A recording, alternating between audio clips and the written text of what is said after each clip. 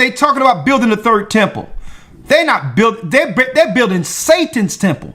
When the final stone of the third temple is laid, the heavens will grow silent for a moment, as if all of creation holds its breath. The world will stand in awe.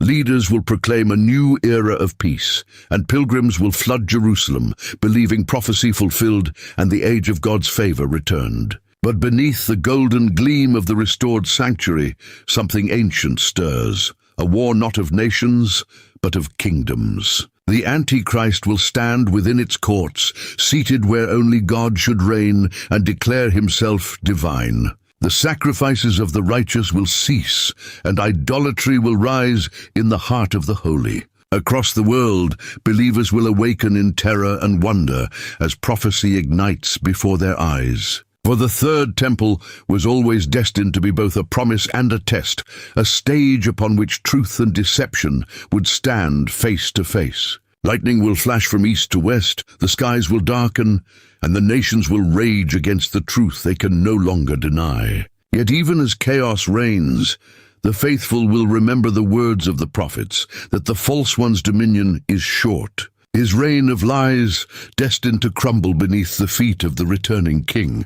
When the armies of the earth gather around Jerusalem, when the nations surround the city believing they fight for peace, the heavens will open. And there he will be, no longer the suffering servant, but the roaring lion of Judah, eyes like fire, wearing many crowns. The earth will tremble, mountains will split, and the temple, that fragile symbol of man's ambition, will fall before the presence of true glory. For the Lord himself will dwell once more among his people, not in a temple made by human hands, but in a kingdom that cannot be shaken. The third temple will have done its work.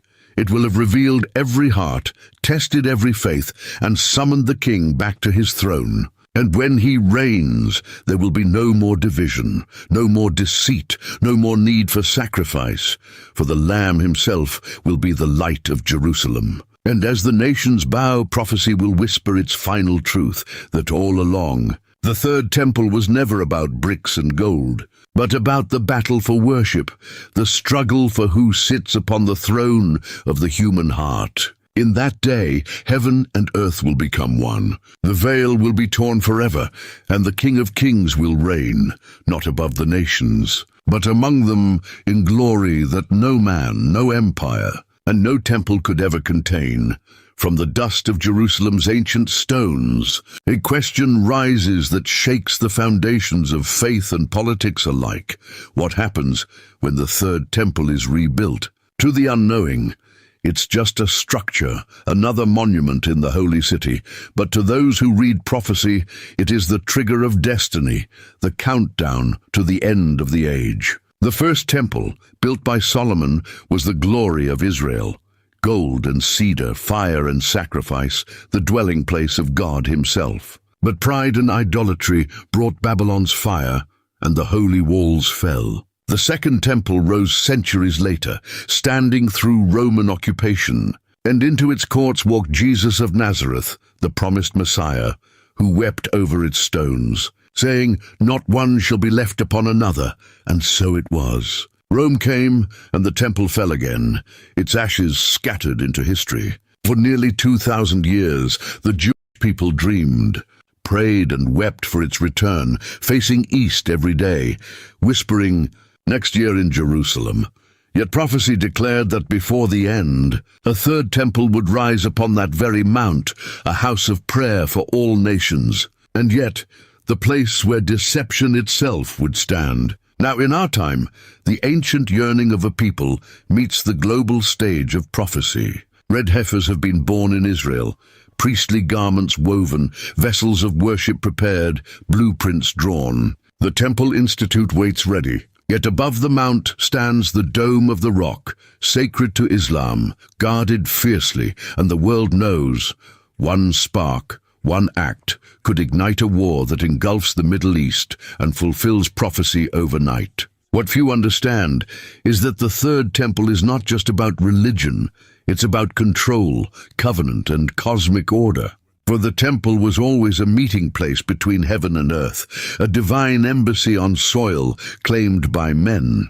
And prophecy whispers that when it returns, so too will the final test of mankind, the unveiling of the one who will sit in that temple and declare himself to be God.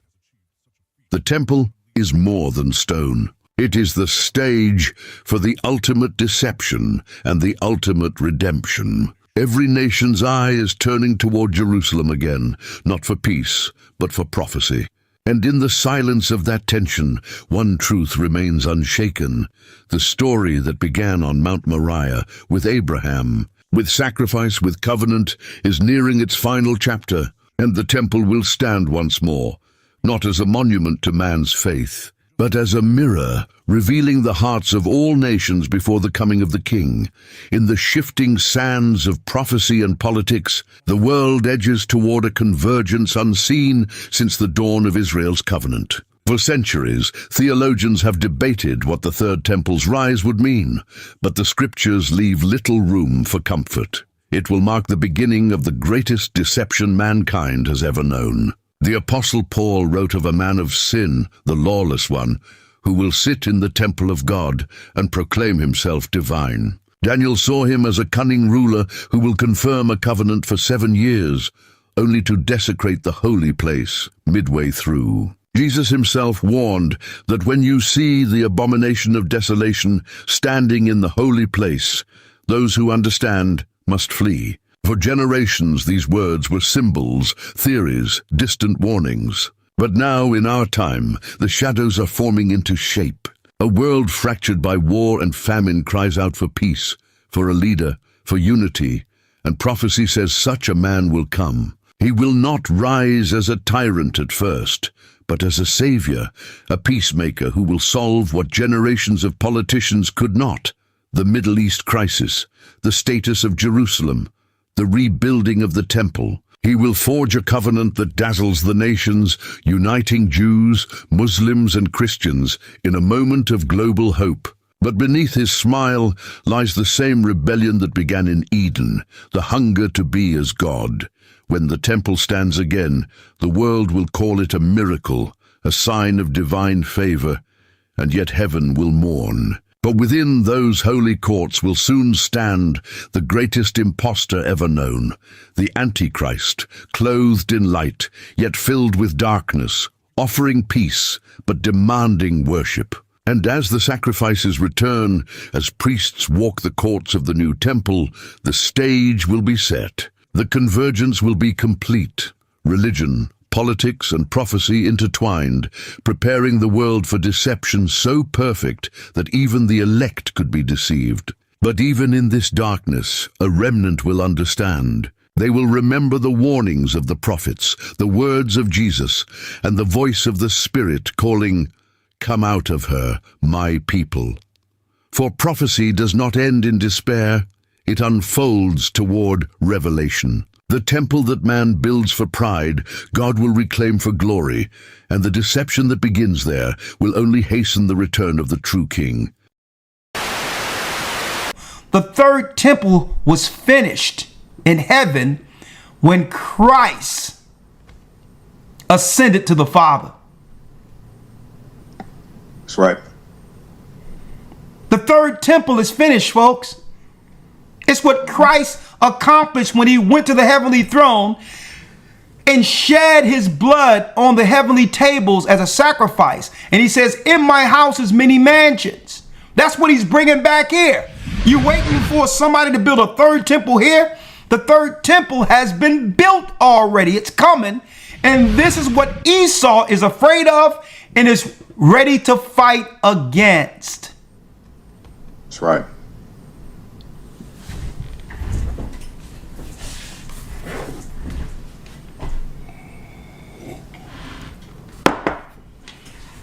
Huh?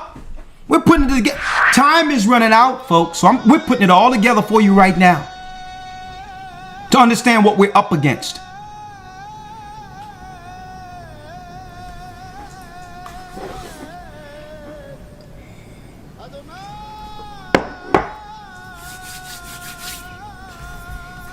Elder lawyer, if you will.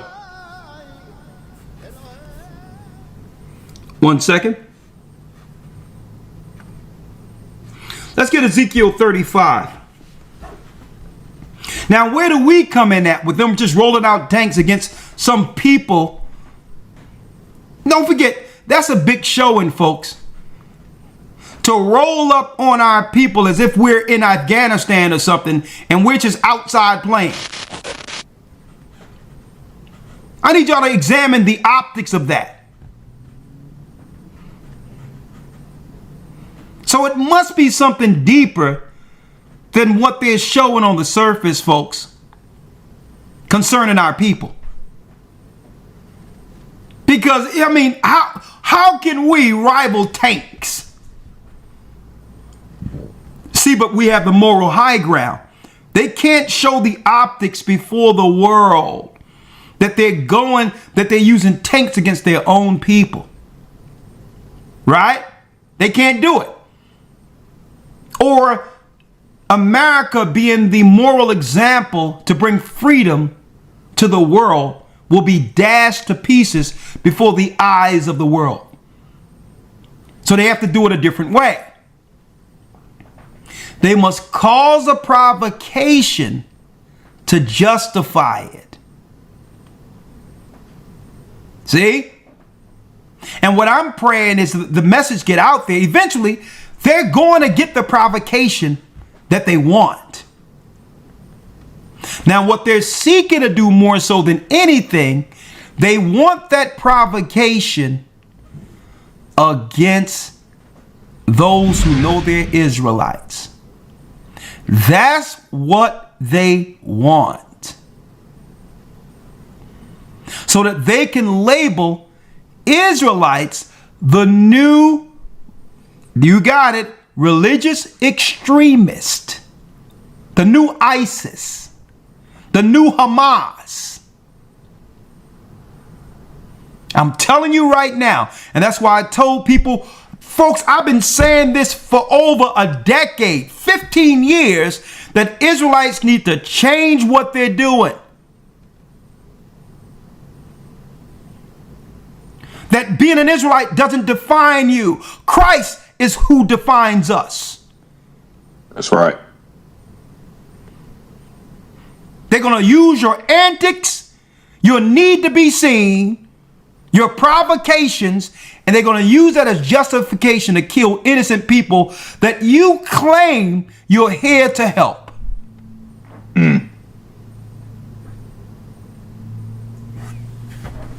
All to be seen and recognized. Right. That's what they're looking for. That's why you have this little minion running around trying to get photo ops and opportunity, trying to start arguments with Israelites. This little satanic Jesuit minion. Because they know they've been studying and they know the attention-seeking people out there, or those who haven't got much recognition. That's why they go to these little guys, only one or two guys on the corner. Because they know that some of them want the recognition of others who have did the work before them. And they only need one provocation to justify what they would like to do.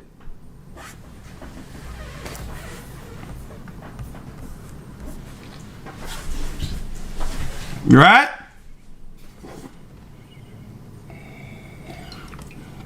You have to understand their mind, what's in their mind.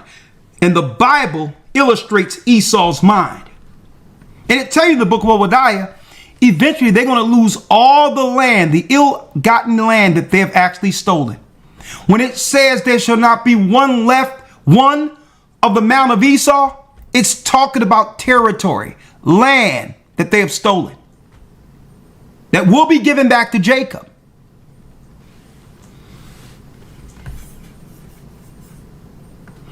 Elder Lawyer, let's go to Ezekiel 35. Let me grab it. Yes, sir. The book.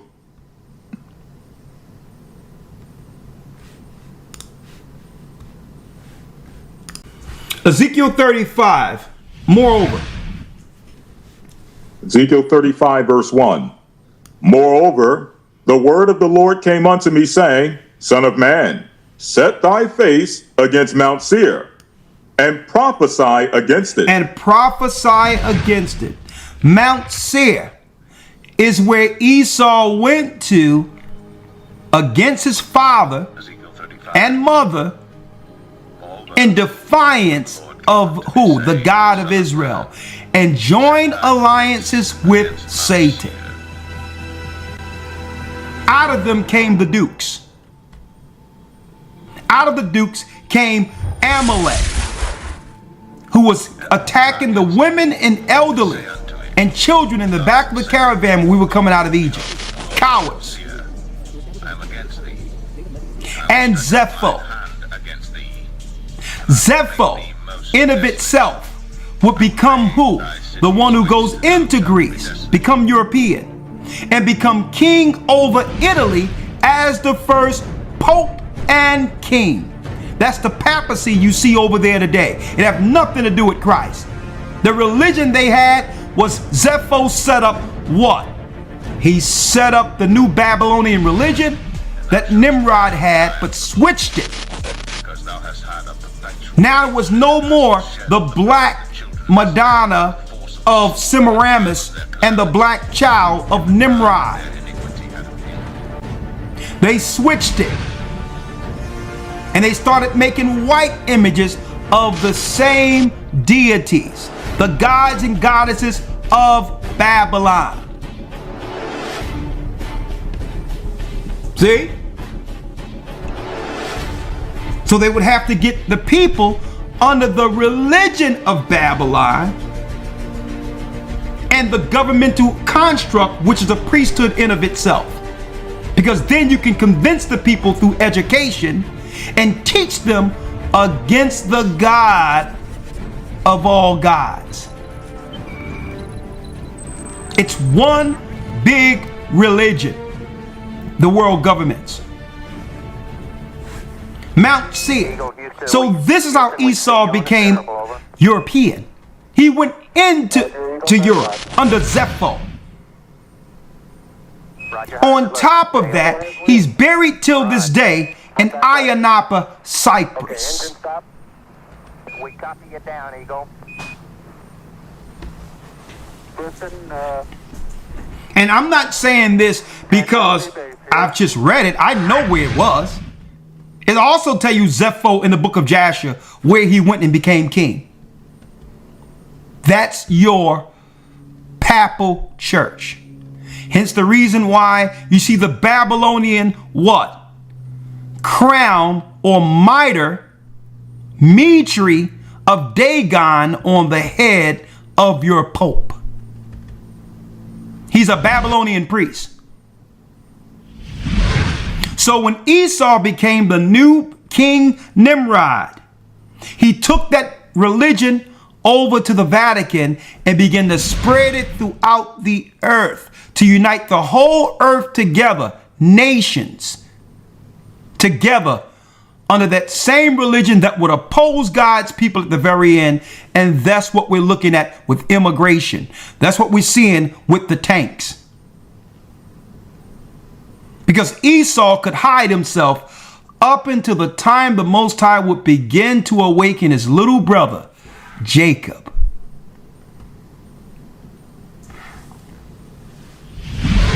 Son of man, set thy face against Seir and prophesy against it. Read. Your volume, lawyer. Yes, sir. Salakia, verse 3. And say unto it, Thus saith the Lord God, Behold, O Mount Seir, I am against thee, and I will stretch out my hand against thee, and I will make thee most desolate. I will make thee desolate. That means they're going to lose a land that they've stolen. They will lose it. Read.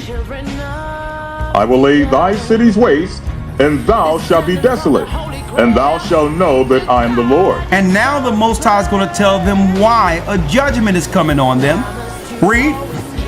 5. Because thou hast had a perpetual hatred, and hast shed the blood of the children of Israel by the force of the sword in the time of their calamity, and the time that their iniquity had an end. At the time of our iniquity had an end, which means The Most High already gave us over to be destroyed for the sins of our forefathers. And you're still trying to press and destroy us, a destroyed people already. So what you're doing by coming against the people who have been defeated already is you're going to cause the heavens to react, and that's what's going on. The heavens must come to save us, must come and help us, because now Esau's together in their secret meeting saying, Jacob have never been as weak as they are right now. If it's any time to destroy them, now is the time.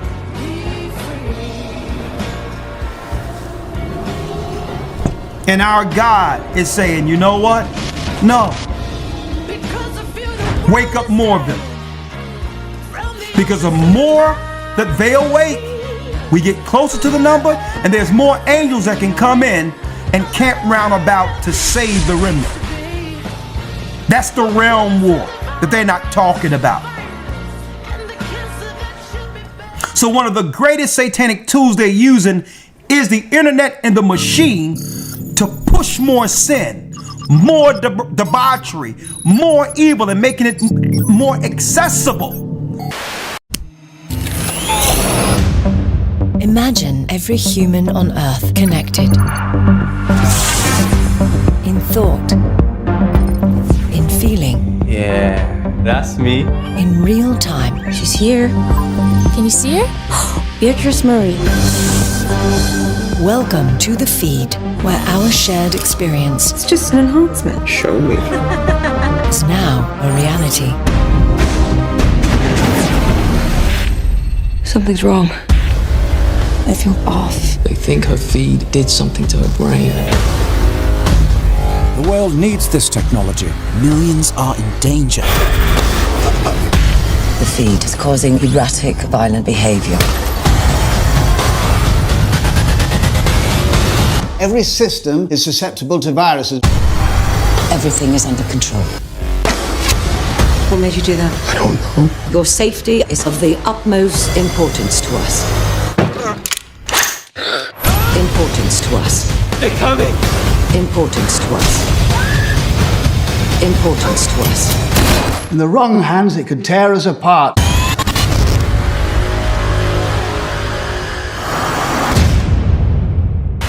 So to stop the bleeding that they're seeing is the fact that our people are coming back to the Almighty. So they must pump more sin into our community. Fentanyl, drugs, make hookah, confusion. Make an app where what?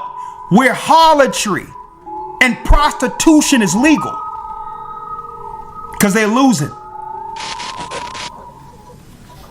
Because thou hast had a perpetual hatred and has shed the blood of the children of Israel by force of the sword in the time of their calamity, and a time their iniquity had an end.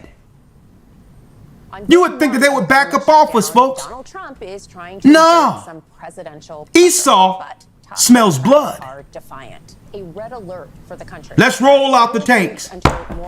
We need to cut down some of this crime and roll out some beautiful tanks. Are, quote, enemies. See how they doing it? All of this comes Read. just months after 6. Donald Verse Trump 6. deployed troops to Los Therefore, Angeles. as I live, saith the Lord God, I will prepare unto thee blood, and blood shall pursue thee. Sith thou hast not hated blood, even blood shall pursue thee. The Most High says the more blood that they plan against us, the more will fall on them and their children. See, when they set up Planned Parenthood, the eugenics program, that's garbage they're teaching about evolution, the survival of the fittest, and that the white people have a higher IQ. You don't have a destroyed earth where you're poisoning the people, then claim to have a higher IQ running a failed world. Hundreds of years ago, people became Okay, we're looking right through it. They squandered Earth's natural resources. And A high IQ don't set up eugenics to point and think that you're just going to kill God's people and not realize that the ideology would affect your own people. When now you thought it was about keeping down the population of Jacob against the growth of your children being the minority. Now your women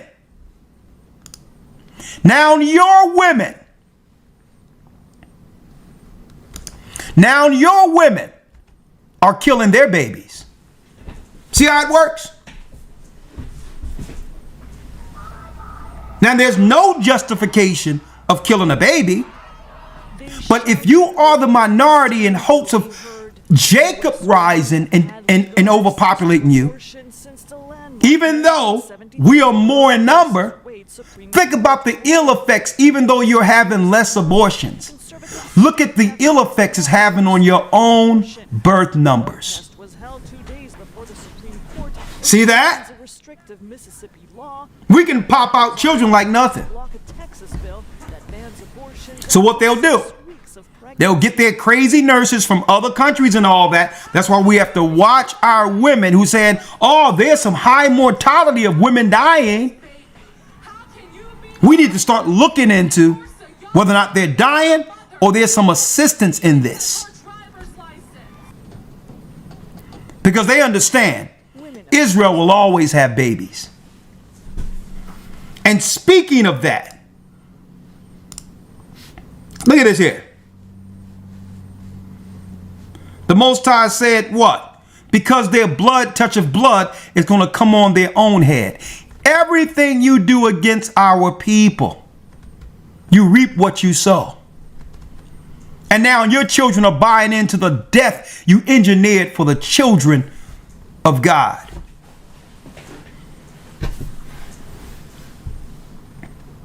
So when they went into Canaan, what did they learn?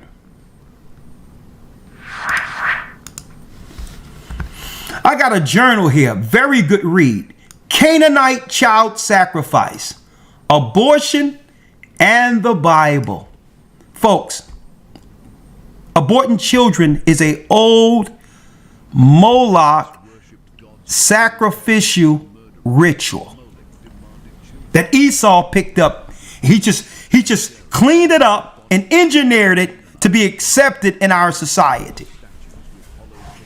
When he went into Canaan, Mount Seir, Satan required him that if he get his hands on Jacob, to get rid of as many of Jacob as they could. Because we threaten not just Esau's rulership, but Satan's time to rule on this earth.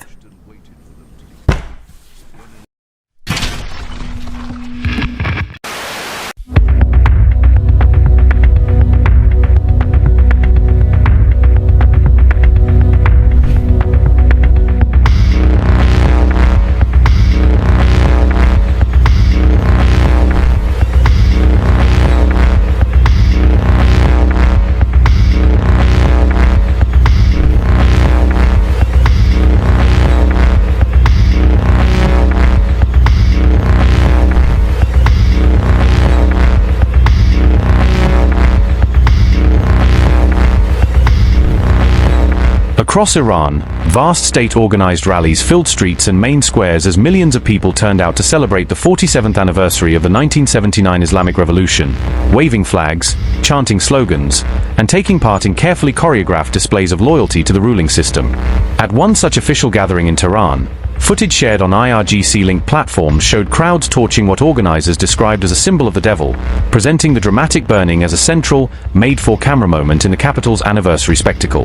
The effigy itself was labeled Baal and crafted as a horned, demonic-looking figure, prominently emblazoned with a Star of David and other motifs, visually fusing the image of an ancient idol with overt references to Israel and contemporary enemies. Pro-government outlets and commentators framed Baal as a symbol of supposed Western Satanism, elite decadence, and even child sacrifice cults, using the burning statue to claim that today's global power structures are morally rotten in ways that echo dark rituals from antiquity. Images and clips of the ball effigy going up in flames quickly dominated coverage of the anniversary online and abroad, becoming the standout visual from this year's events and overshadowing the more familiar scenes of marches, speeches, and flag burnings. Supporters praised the spectacle as a powerful act of moral resistance that exposed evil systems they believe control the West, while critics condemned it as dangerously incendiary propaganda that demonizes Jews and fuels conspiracy-laden hatred under religious veneer. On social media, users rapidly tied the ball burning to the newly released Jeffrey Epstein files, circulating claims about an account or references linked to Ball and spinning these details into wider narratives that merge alleged elite abuse networks with occult worship and demonic symbolism. Recent Epstein files from the US Justice Department mention the name Ball in a bank document. Online users on X claimed Epstein had an account called Ball, linking it to dark rituals and child sacrifice. Fact-checkers said it was likely a misread line. The form probably said bank name. The real account was under the company One Clear Lake Center LLC. Conspiracy posts still tied the Ball mention to stories of ritual abuse in Epstein's inner circle. In the Bible, Ball was a fertility god linked to sensual and child sacrifice rites. Emails also revealed Epstein received kiswa cloth pieces, sacred fabric from Islam's Kaaba shrine. With American warships and the USS Abraham Lincoln Strike Group operating nearby, Iran turned its revolution anniversary rallies into a stage to warn foreign adversaries, pairing patriotic imagery with stark threats aimed at Washington and Tel Aviv. Crowds repeatedly chanted against what they called decades of US crimes and Israeli atrocities, invoking sanctions, assassinations, and the Gaza wars as proof that Iran must stand firm against Western pressure. State-organized marches saturated the air with the familiar slogans "Death to America" and "Death to Israel," which loudspeakers, clerics, and TV presenters all amplified as tensions over nuclear talks and possible strikes climbed. Demonstrators burned Israeli and American flags laid across roads, while nearby authorities displayed 5 mock coffins draped in US flags, turning the streets into a visual tableau of defiance directed at Washington and its allies. The coffins carried printed names and photos of senior US commanders, including CENTCOM Chief Brad Cooper and Army Chief of Staff Randy George, implicitly casting them as potential targets if conflict breaks out. Iranian officials hailed the huge crowds as proof that, despite sanctions, protests, and war fears, the country remains firmly anchored in the revolutionary legacy of 1979, using the mobilization to counter narratives of a regime weakened by internal dissent.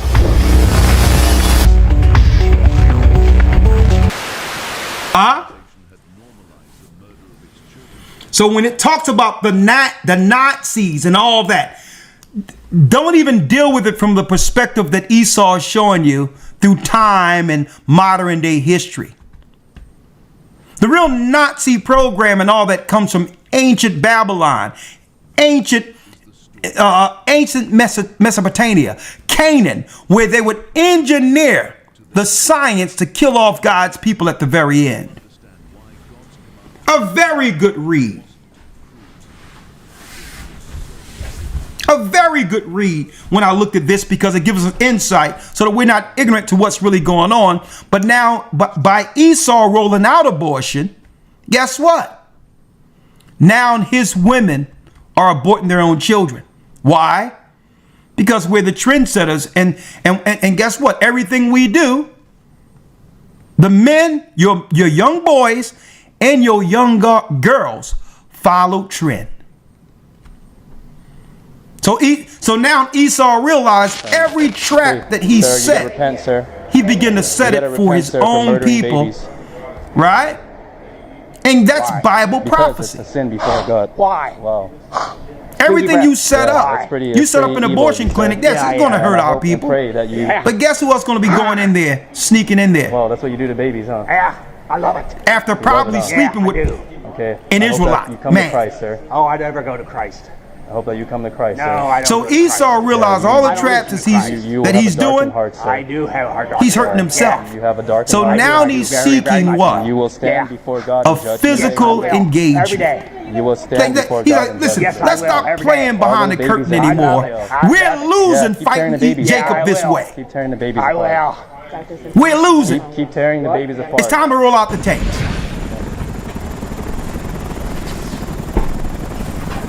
See? Jacob has wised up. And what is that wisdom? He found out we were his brother Esau. See? You can't camouflage yourself. under different cultures anymore, any races of people anymore. And we know your true objective based on what our God has shown concerning you from the beginning. See? So our power, how do we gain power? Spiritually. To be on the right side of this war. This spiritual war. See? We must walk away from all mainstream religion. We must throw away any idols in our homes. We must throw them away. We cannot worship on any of the holy days they have set up in the world. A lot of you might think that it's small what I'm saying. No, it all goes back to ancient Babylon. How Nimrod was able to separate the people from their what? Their simple abodes, their simple living, and to guide them into worshiping the fallen. And by doing so, their children began to work for the dark side instead of the God of Noah. Put the tinsel on the tree, because Christmas is coming, my dear. Let me show y'all something.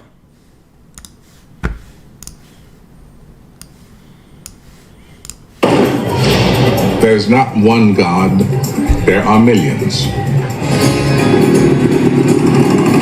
Here's a little thoroughfare.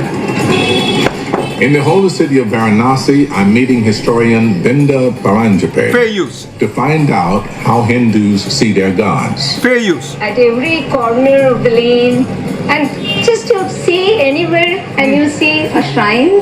And y'all see this? Y'all see this?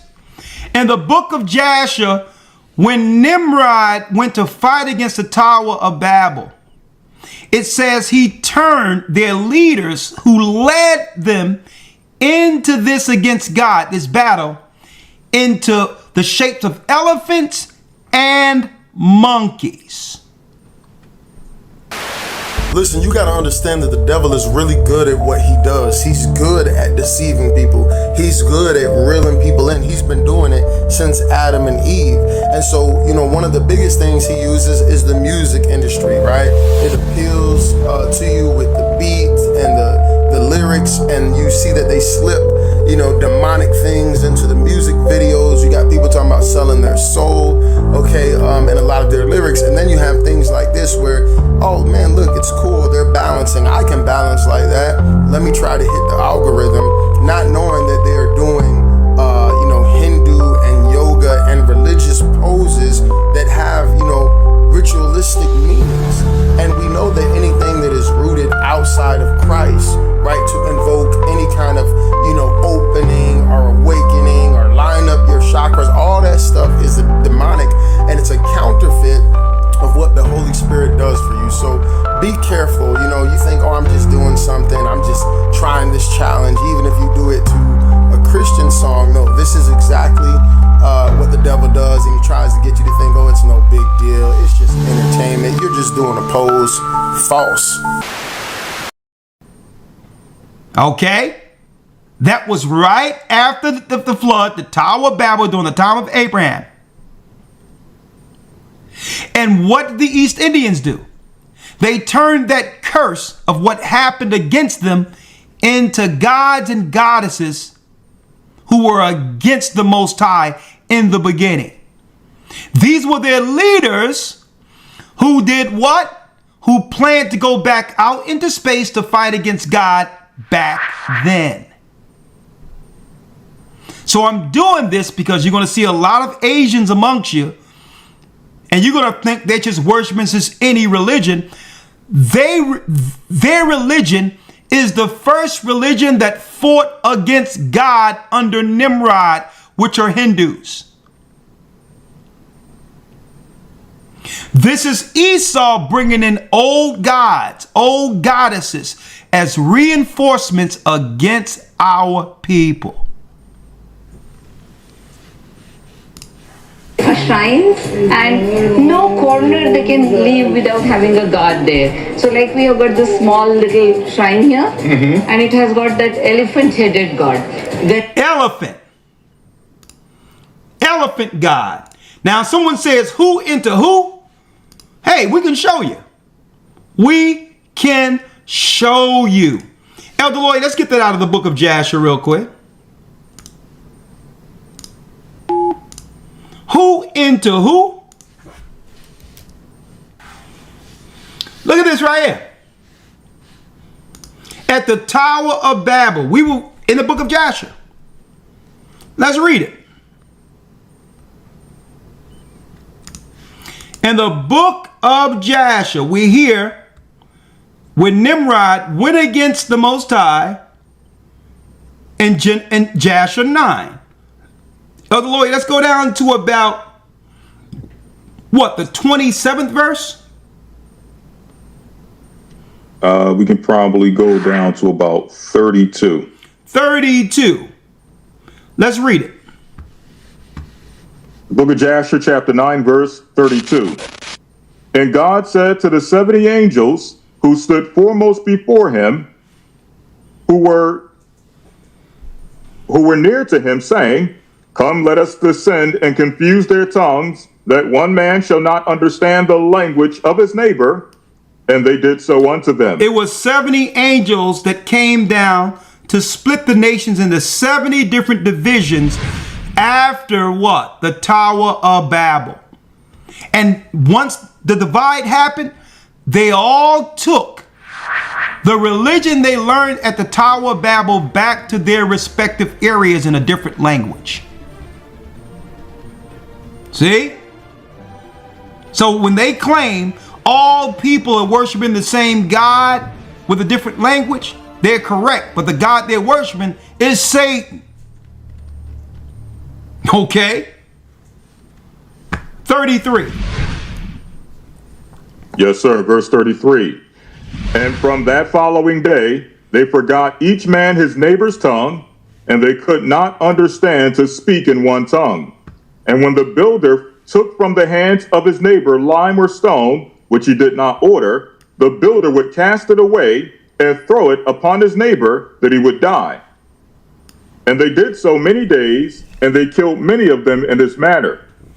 And the Lord smote three divisions, or the three divisions that were there, and he punished them according to their works and designs.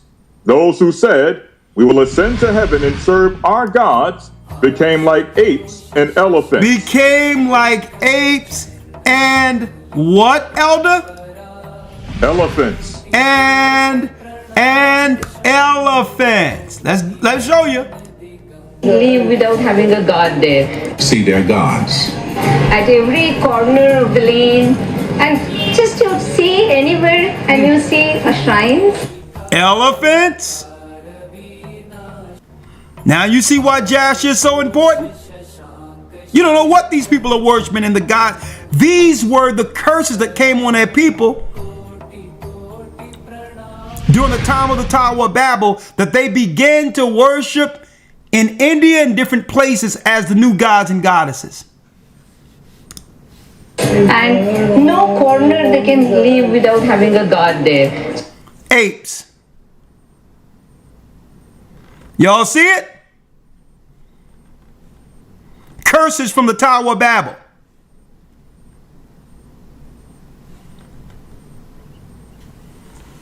You see this?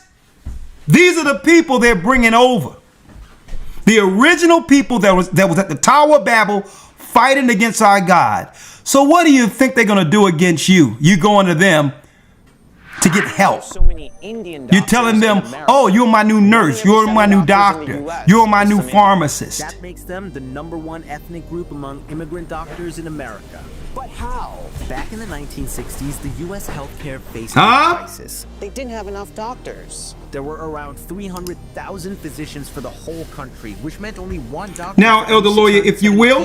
In 1965, the Immigration and Nationality Act allowed skilled immigrants. Let's show you how they switched the religion from ancient Babylon using the same characters. By the time Christ came on the scene, Esau turned that old religion into what? The new religion of Rome. But at this time now, they're using white faces. The same Virgin Mother, the same Semiramis, the same ancient Babylonian days, but they started switching it up during the time of the disciples. Right? And we're putting it together for y'all folks so that you can understand the battle you're in. You can sit around and think this is small if you want. Folks, you look around and you see these East Indians, Asians, and all these are coming around, and they mean business. Don't even look to the Christian church to try to navigate us through this and have us understand what this war is. They've been totally infiltrated by Esau. Right? Acts 19, Elder Lawyer. Yes, sir. Acts 19. And let's go straight to 24. During the time yes, sir. Acts. During the time of Paul. A matter of fact, start at 21. Yes, sir. Acts 19 and 21. After these things were ended, Paul purposed in the Spirit when he had passed through Macedonia and Achaia to go to Jerusalem, saying, after I've been there, I must also see Rome. So he sent into Macedonia 2 of them that ministered unto him, Timotheus and Erastus. But he himself stayed in Asia for a season. And the same time there arose no small stir about that way. For a certain man named Demetrius, a silversmith, which made silver shrines for Diana, brought no small gain unto the craftsmen. Unto the craftsmen. So now, by the time the Romans came on the scene, Semiramis is being worshipped as Diana, which is no different than the Madonnas you see at the parades amongst the Catholics, amongst the 10 tribes in South America and all of this. The worship of the goddess in Santa Maria. It's the Virgin Mother Semiramis. Esau started switching up the names when he gained power. Same religion, just using different names. Read on. 25. Whom when he called together with the workmen of like occupation and said, Sirs, ye know that how by this craft we have our wealth.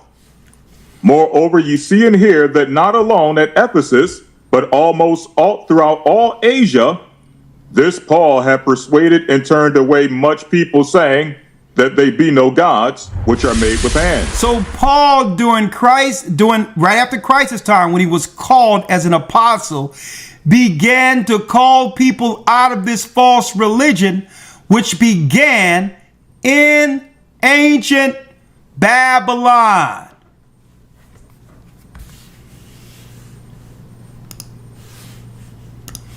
The Virgin Madonna with child has nothing to do with Christ, has nothing to do with Mary. She was called Sybil at one time. Sybil links to the rock we see in Mecca today. It was the Romans who had the Kaaba stone first. So Islam is a modern day Arabic Catholic church worshiping the same deity, Semiramis, the goddess from ancient Babylon. Isis and Horus under the Egyptians, it's the same goddess. Semiramis, the mother of Nimrod, who brought forth a child by the name of Tammuz. You have to let go the virgin birth. It didn't happen like that. The virgin birth goes back to the deities.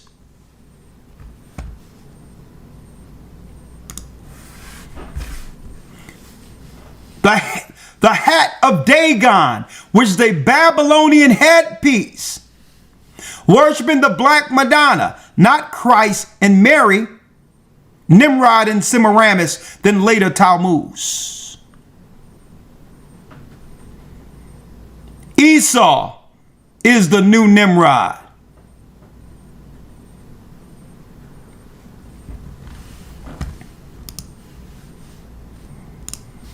Let's read it.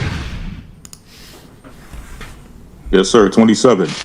So that not only this our craft is in danger to be set at naught, but also that the temple of the great goddess Diana should be despised, and her magnificence should be destroyed, whom all Asia and the world worshipeth. So they tried to shut Paul down because the merchant said what? If you continue to teach this and our people no longer reverence these gods and goddesses, we're going to lose our livelihood. Our livelihood is attached to keeping the worships of Babylon continuing. That's why I don't buy no stinking African artifacts, because it's the same god and goddesses. They try to make you think it's a black thing, and this is what the culture of our forefathers, when it all goes back to the Tower of Babel. Nix all of the African artifacts, take that ox and shove it. Okay? They're all the same gods and goddesses that have led us here in captivity, following what? The religions that came from ancient Babylon. Esau just switched them up a little bit. So he don't mind if you go to the conscious community, because he know the gods you worship there, you might as well stay in the Catholic Church. You might as well stay in Islam, because they're the same gods and goddesses. And it make no difference whether or not what you're worshiping is black or white. That's ridiculous. Nimrod was black. His mother was black. So to say that we're going to do this in Africa because black people was doing this is stupid.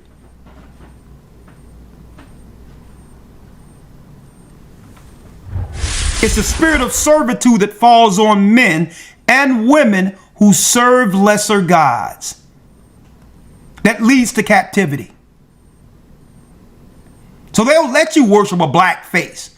Who you think incentivized the black conscious community, folks? They'd rather you do that than find out you're Israel.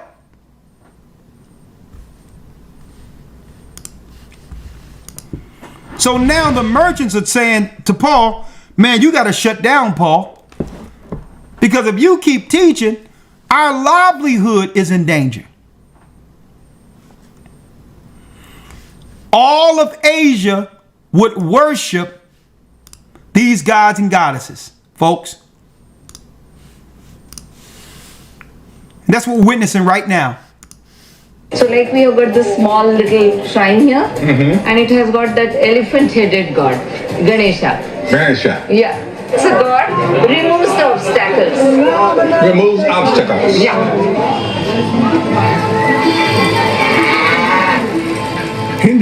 Look at this. And these are the people they're paying for reinforcements to come against our people at the very end, folks. You don't even understand what we're up against. This is more dangerous than the tanks we see Donald Trump rolling out. Because if you lose the spiritual battle, it won't be too long before you lose the battle altogether. So they say, listen, Paul, you getting in the way of our urn. And see, this is why the conscious community. I'm going to bring, even though they're low-hanging fruit, really. But this is why the conscious community don't like us pulling out the Bible. Because it takes away from their hustle. Same thing what we're showing you here. Hold on, can't see the rest of the sentence. Too much fucking. Now they can't peddle their little gods and goddesses and their debates and no, we don't want to hear that junk. You are Satanist. It's that time of the year again. I want to talk to these brothers right here. It's always like a conflicting sort of perspective on these holidays that we're about to be approaching toward the end of the year. Halloween, Thanksgiving, and Christmas, where a lot of quote-unquote conscious people feel as though they're European holidays, pagan holidays, and we don't need to celebrate them. Then a lot of cultists feel as though Halloween is an important day. It's a day of celebration. I believe Azariah said it was Ancestors' Day at one time. Am I right? It was a celebration of our ancestors. A lot of other people feel as though it's just some satanic devil shit. They see the white folks got a hold of it, and they don't want no part of it. Just dealing with the dark side, the occult realm, the metaphysical realm, the unseen realm, that of which we all come from. I want to get your perspective on this this holiday that we're about to embark on in a couple of days, Halloween. Could you, in the dark side, could you expand on that for me, please? Thank you, Brother Rich. Excellent question. To be honest with you, I was planning on taking advantage of this date, this Halloween, this coming up, to actually do a lecture entitled Welcome to the Dark Side, you know what I'm saying, where we were going to reveal some of the information that we've been gathering, dealing with the power of the dark side, the pros and the cons of the dark side, the power of tapping into the dark side, and not only the power of tapping into the dark side, we were going to show and prove numerous examples of groups of people who are utilizing dark force energy to navigate through this reality that we call life. Now, as a result of, a lot of new information coming on board, we're not going to do it on Hallows Eve. We're going to actually do something with our brother Obar and let him set the stage and the foundation and whatnot to speak about some of the African traditional systems. Now, when we talk about Pan-Africans and what they've been saying about European holidays, in the study of Pan-Africanism, we tend to find African traditional systems or African traditional religions. And inside of those African traditional religions, I don't see too many Pan-Africans that embrace that and come forth and say, look, these are the dark arts. This is what it had done for your ancestors. This is what it's doing for the people now, because you can't speak about Palo Mayombe, Lukumi, Santeria, and all of those things and not talk about the different groups that are benefiting off of utilizing it right now. Everybody always points to the Haitian Revolution, and that's great. But what about the revolutions that are taking place right now? What about the Cuban Revolution? What about the revolution that are taking place with these quote-unquote magical systems that exist in all places where Roman Catholicism exists, that go into war against Roman Catholicism with the dark arts? Okay, the consistent battles that are taking place in Jamaica, Haiti, Cuba, Brazil, all of these Afro-Latin, Afro-Cuban places, Mexico, Black Amigos.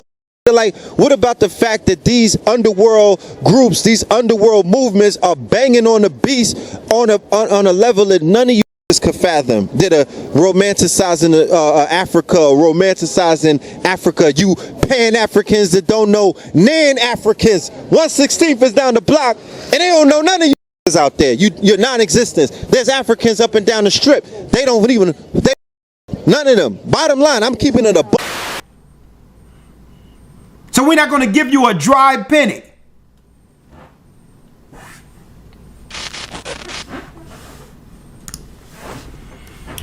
Read 28, Elder Lawyer. Yes, sir, 28. And when they heard these sayings, they were full of wrath and cried out, saying, Great is Diana of the Ephesians. And the whole city was filled with confusion, and having caught Gaius and Aristarchus, men of Macedonia, Paul's companions in travel, they rushed with one accord into the theater. And when Paul would have entered unto the people, the disciples suffered him not. And certain of the chiefs of Asia, which were his friends, sent unto him, desiring him that he would not adventure himself into the theater. Some therefore cried one thing, some cried another, for the assembly was confused, and the more part knew not wherefore they were come together. And they drew Alexander out of the multitude, the Jews putting him forward. When it says the Jews, it's talking about our people here. Judah, Benjamin, Levi. It's not talking about those who's practicing Judaism. So get that out of your mind. When it says Jews here, not talking about the people you see today with the black hats on. Read. It says the Jews putting him forward, and Alexander beckoned with the hand and would have made his defense unto the people. But when they knew that he was a Jew, all with one voice about the space of 2 hours cried, Great is Diana of the Ephesians. Great is Diana of the Ephesus. Now, by the time, for those who missed it, by the time Christ came on the scene, the disciples came on the scene, Esau, being the new Nimrod, have switched the color of who? Of the goddess, the Virgin Mother. Now it's being worshipped all over the place in Asia and all of that, which by default is giving Esau what? The dominion or moral authority over all religions for nations who worship idols. If you worship idols, Esau has control over you. He don't care if it's a black one. See? 35.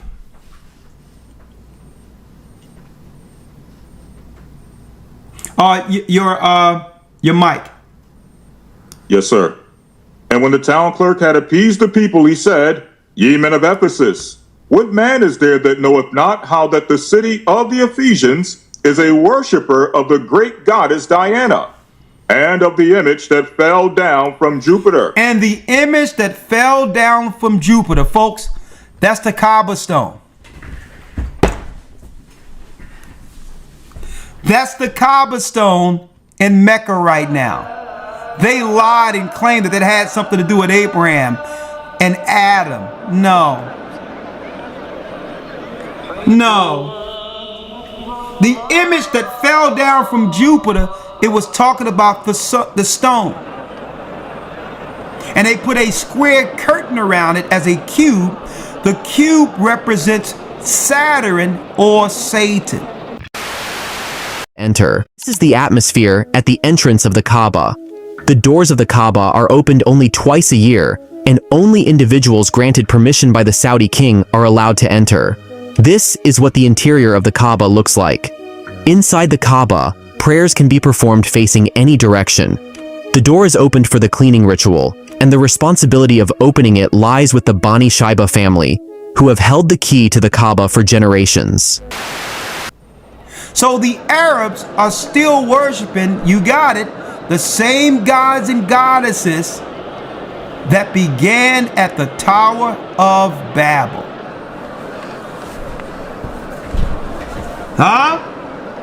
So this is why they had a problem with Paul and the disciples, because Paul was exposing them. And as long as the merchants sold the idols, the government would make sure that they were what? Highly rewarded for keeping the people in darkness. See? Why you think when it comes to these festivals and all this, you see in New York, a Doom Day in Philadelphia. Why did the government, these nonprofits pay for all these festivals? Like what we see right here.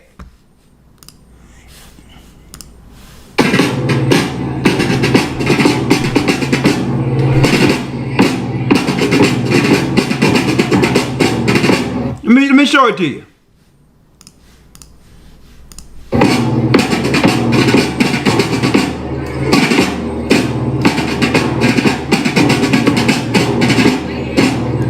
Folks, this is highly spiritual. See that?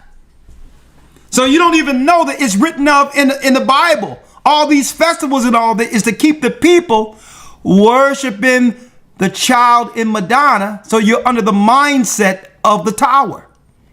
And by doing so, Esau, by proxy, with his rabbis and Jesuits, have control over you and your families. High witchcraft they are a part of. Let's finish this up, Elder Lawyer. Yes, sir. Verse number 36. Seeing then that these cannot be spoken against, ye ought to be quiet, and to do nothing rashly. For ye have brought hither these men, which are neither robbers of churches, nor yet blasphemers of your goddess. Wherefore, if Demetrius and the craftsmen which are with him have a matter against any man, the law is open, and there are deputies. Let them and plead one another. Read. But if you inquire anything concerning other matters, it shall be determined in a lawful assembly. For we are in danger to be called in question for this day's uproar, there being no cause whereby we may give an account of this concourse. And when he had thus spoken, he dismissed the assembly. And when he had thus spoken, he dismissed the assembly. Don't forget, Paul was just teaching what we were teaching. And the government, the whole city, the whole community came up in a roar. Why? Because, I'm going to tell you, it was disconnecting them from their psychosis, from the control that the government have over idolaters. The spiritual control they have over you.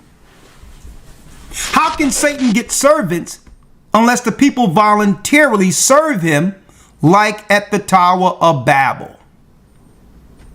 How can he build his construct into the heavens if the people don't what? Ascribe to his religion and science to help him? So the first thing is to walk away from all the idols, all the holy days they set up, because the rabbis over in Israel, they control the spirit of all the pastors under modern day pagan Christianity. And they're doing this through a secret religion that they were doing in Rome.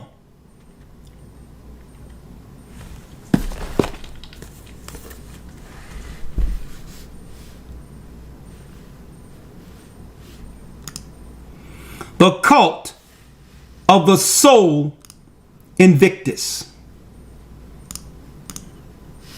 The cult of the soul Invictus.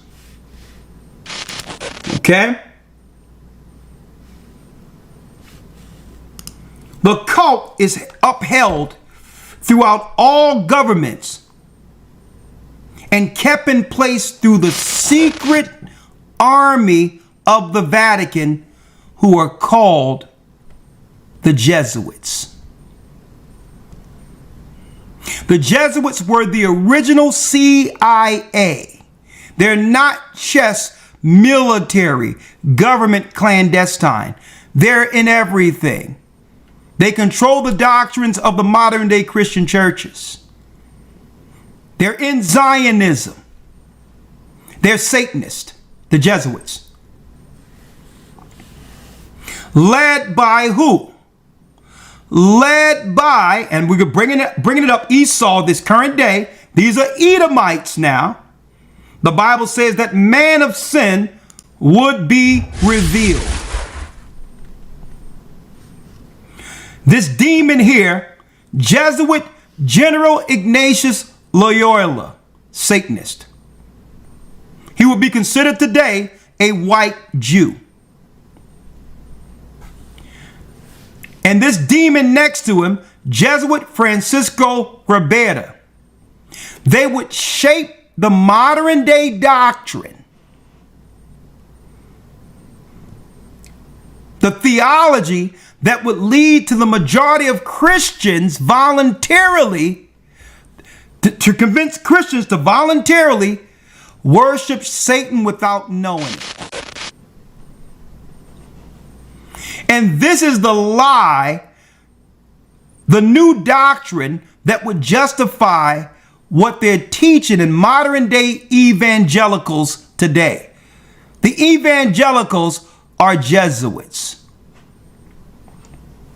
They had this particular book that they put together called the Sacrum Bedi Ionis Apostoli Evangeliste Apocalypsum Commentaries.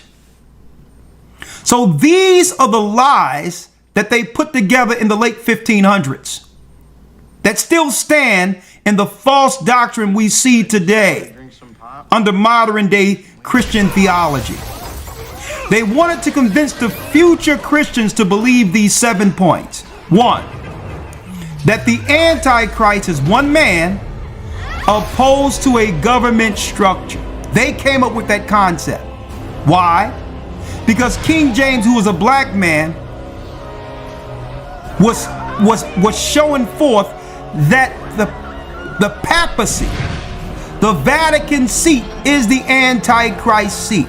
It's not one man. It's the whole government structure from Babylon. And King James, who so happened to have been a black man, was exposing them.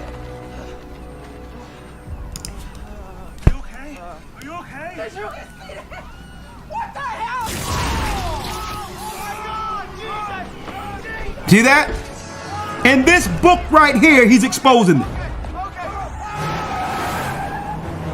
King James VI and the First in the reunion of Christendom. We were the original Protestants. We were against the Catholic Church then, and the children of Israel, Judah, and that's right, King James was a Judite from the bloodline of Christ. A black man exposed them back then.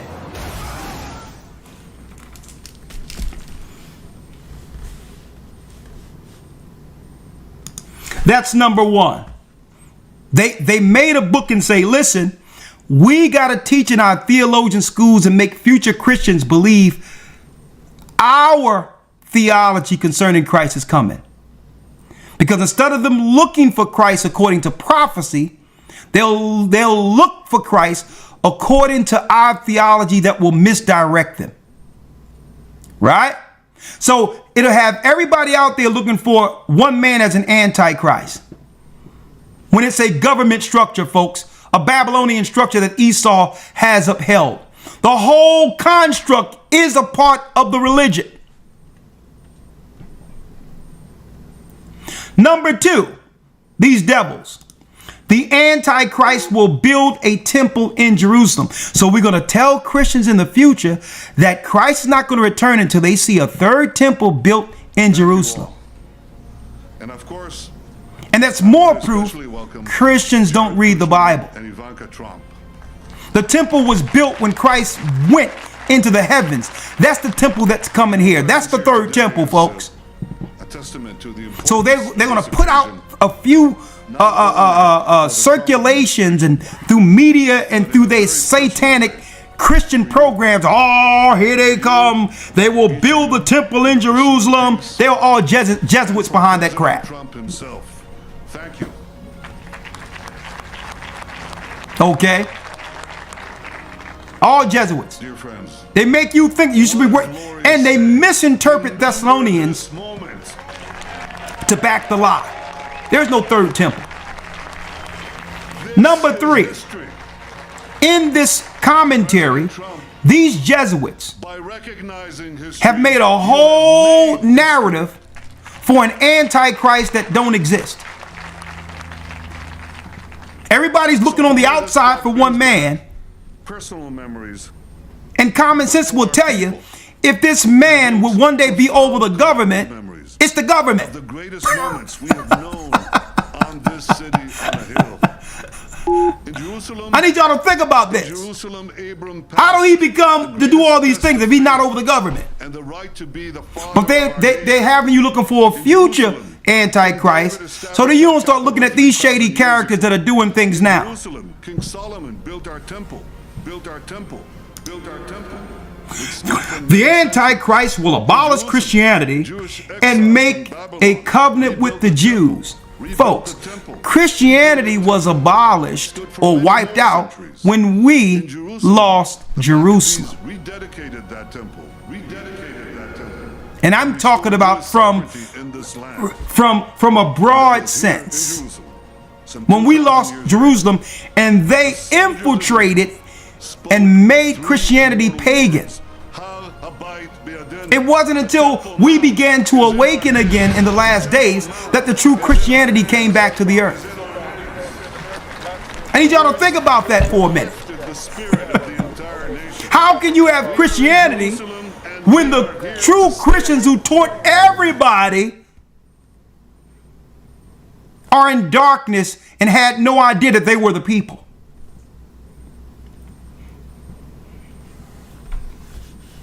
Then they said the Antichrist will call himself God. Ridiculous. This is what Christians are waiting for. Something that came out of the mind of these two demons here. The Antichrist will not be revealed until 7 years before Christ returns. Now, how ridiculous is that?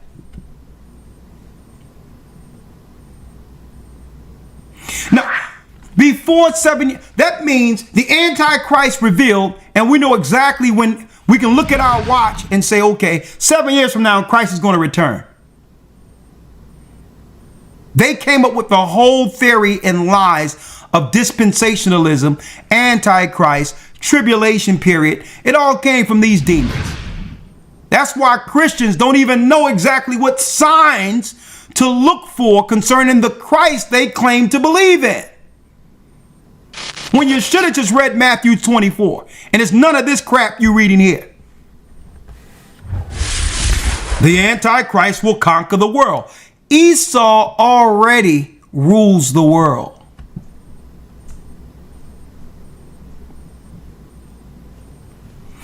The Christians or the church will be raptured into heaven before the Antichrist appears. How many of you know that this all came from these demons right here, these Jesuits?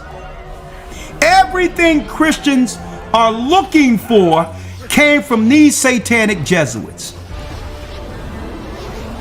And what did these Jesuits believe? Going back to Nimrod and Semiramis. What did these particular Satanists believe? Well, looky what I have here.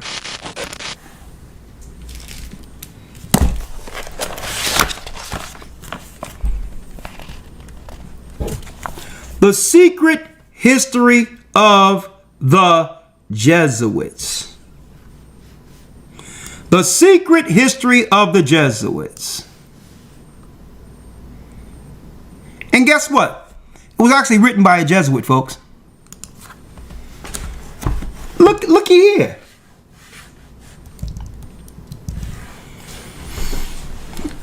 Page 86 of the book.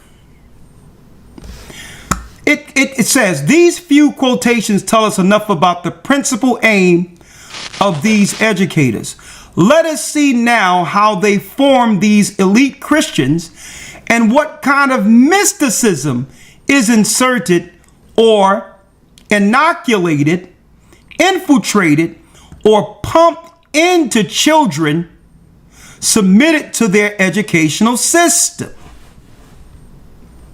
At the front, it is characteristic of this order, we find the Virgin Mary. It have nothing to do with Christ, folks. It have everything to do with the Madonna. The Madonna. The Madonna. Are y'all following me here? The Madonna. Let me get it here. There go the book. The Secret History of the Jesuits. It have everything to do with the Madonna. It have nothing to do with Christ, folks. It's Semiramis, the mother of Nimrod. But they call it the Virgin Mary. Loyola, that demon, had made the virgin the most important thing in his life. The worship of Mary was the base of his religious devotions and was handed down by him to his order. I gotta blow this up. To his order. There's an order of the Jesuits. Well, they'll say it's Mary, but it's really worshiping Nimrod's mother. Virgin Mary draw millions of faithful each year. The Vatican has been tasked to. The worship developed so much that it was often said, now the Jewish people worship her too, under the Shekinah. Investigated half a dozen miracles. See? So they'll tell you that, oh, we're not down with Christianity when they're pagans too.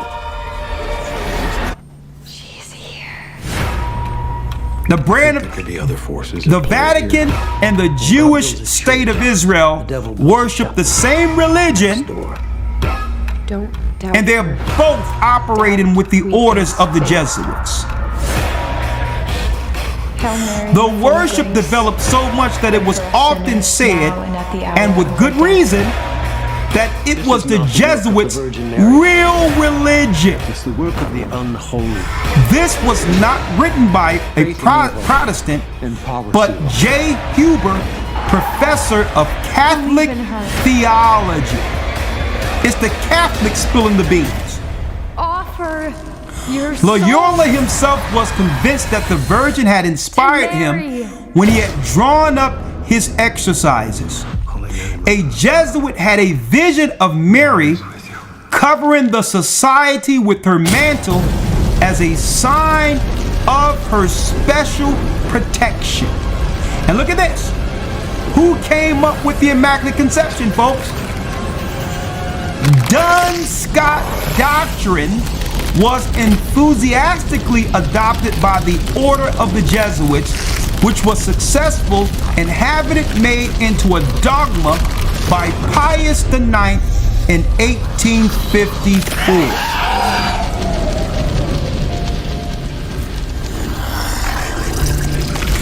Erasmus satirically depicted the worship of Mary of his time. During the 4th century, the tale of Loretto's house had been invented.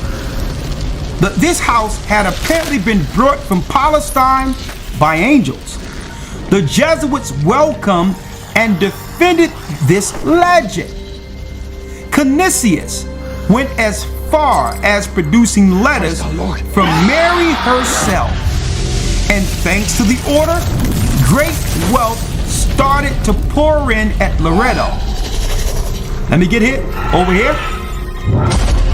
The Jesuits brought forth all kinds of relics, like you've seen that Paul was against, of the Mother God, the Mother of God. When they made their entrance into the Church of St. Michael at Munich, they offered to the veneration of the faithful pieces of Mary's veil several tufts of their head and pieces of their combs. They instituted a special cult. Hold on, let me go here. A special what? Let me get it here. A special cult. They want to say, you finding out your Israel is the cult. But folks, finding out that you are worshiping Christianity, Christianity was the cult given to us by the Jesuits. Yeah. Spit this thing. Hey, John McCall, Shaddai War. Yes, sir. All praise to the Most High. Yes, sir. Look. We set the trends, bro. Ain't raising no feminine men, no. Ain't no pretend, dissimulation, no. And we gon' lay our life down for our friend. No credit, no friend. Let's ain't so fake by the they working, they gonna endure to the end. No, somebody you're feeling, get out your feeling and go settle it for the day end. Bro, ain't nothing sweet. My father's a custom with fire, he bringing that heat. My wife, she cover up her body, cause she don't belong to these streets. My people ain't watching the signs of the time, they don't even much watch what they eat. Miss me with McDonald's and that Burger King, cause that ain't even much no real meat. They say they got grace, the law done away. I'm looking like, are you sure? She broke a crawfish and then sucked out the brains. I'm looking at her like, ugh. They killing people with a cure, devil with a double dose. They said I don't take it, I'm losing my job. I hit them with a adios. Chillin' and poke, lobster obnoxious, don't touch it, cause this is disgusting. For sake of discussion, won't even discuss it. They judicial systems got Judas as judging. True biblical Jews of the covenant, according to Putin discovery. And yeah, I love it, but we knew that before they knew they was Russians. And before Edomites had stole this country, they jealous, cause we set the trends on the block, holler repeat. Children of the covenant, stacking these spiritual ends and say every nigga on the bend, confessing his name and amen. We fly enough from a man, we win in the end, and this is the end. They hating cause we set the trends on the block, holler repeat. Children of the covenant, stacking these spiritual ends and say every nigga on the bend, confessing his name and amen.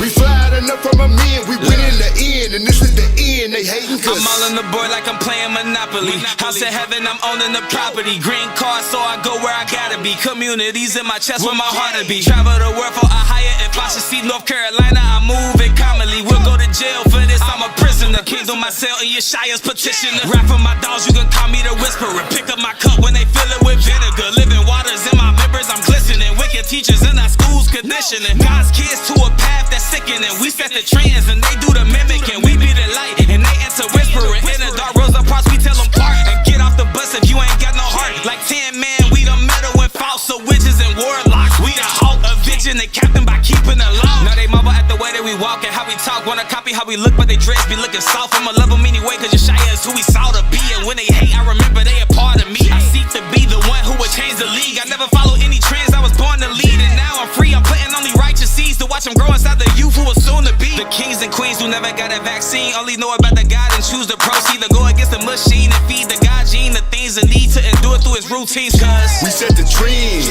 on the block, holler repeat. Children of the covenant, stacking these spiritual ends and say every nigga on the bend, confessing his name and amen. We fly enough from a man, we win in the end, and this is the end. They hating cause we set the trends on the block, holler repeat. Children of the covenant, stacking these spiritual ends and say every nigga on the bend, confessing his name and amen. We fly enough from a man, we